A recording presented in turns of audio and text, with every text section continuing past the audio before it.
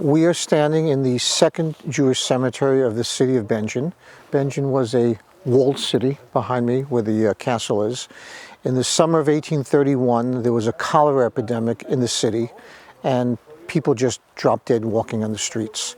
The original first cemetery of the Jewish community was on Zavala Street, next to the wall.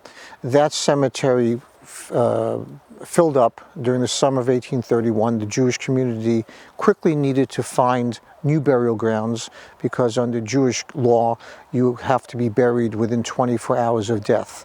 So they purchased this land from the king, from the royalty that owned the city, and this became the second Jewish cemetery of Będzin. It was utilized till about the 1870s when it also filled up. First time I came here was in 1986 with my mother. And when we came here, it was difficult to find the location. Nobody knew where this Jewish cemetery was. When we came here, literally where we're standing here now, there were roosters and chickens.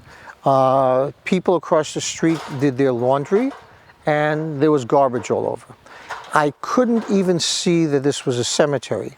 We're above the ground, above the street level, and I just jumped up, peeked behind me, and saw some stones. I walked up. This is a very, very steep hill. It was overgrown with bushes and vegetation.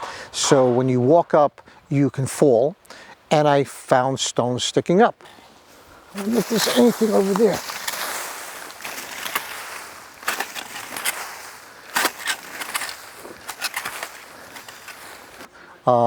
Unfortunately, I didn't have the time, nor did I have the ability, because you couldn't walk through the cemetery. And I didn't know at the time that these tombstones have no last names. At that time period, Jewish people did patronymics, like Abraham, the son of Moses, and a date. The last name could have been Goldstein, but you don't know it.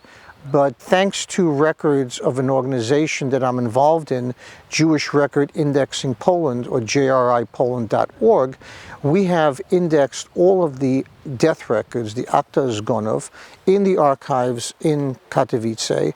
So when I see Moses, the son of Aaron, let's say, died in 1875 in the month of March, I can figure out, based upon those records, who that is. 5 years ago, I located my great-great-great-grandmother, whose name was Cymbler Adlerflegel.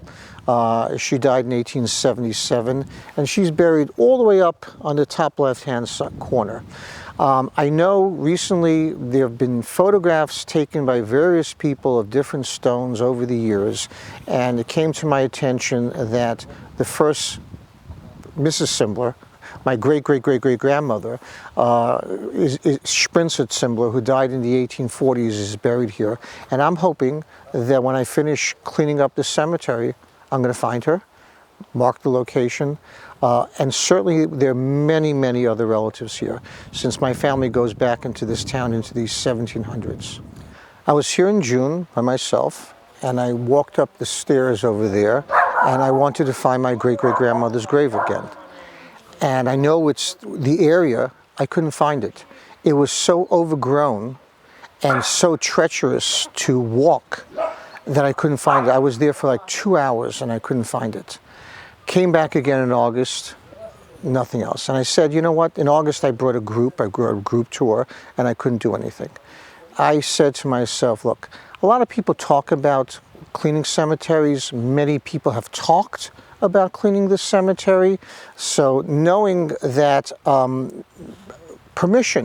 legal permission would not be given for me to do here about my great-great-grandmother and all the other relatives like a Polish person can do just up the street at the beautiful Catholic cemetery, I said, first, I'm not going to deal with the red tape, but I did. When we finish the cleanup, I will be photographing all of the stones, documenting them, creating an Excel file with the data supplementing what's on the stones, giving that information to the Polish Museum of the History of the Jews in Warsaw, to JRI Poland, to an organization called Gidonim, putting it on the internet for free.